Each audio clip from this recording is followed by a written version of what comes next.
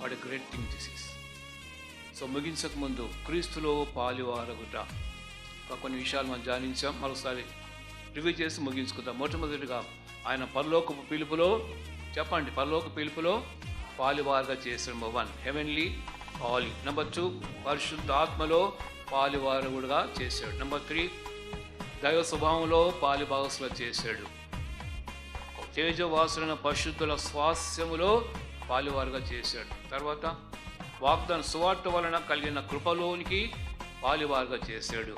ఇప్పుడు యేసుక్రీస్తు వారి అభవంశం చేర్చబడి వాగ్దానములోనికి ప్రతి వాగ్దానం కూడా వాగ్దానాన్ని వారసులుగా దేవుడు క్రీస్తు యేసులో సమాన వారసులుగా దేవుడు చేశాడు యూదులతో.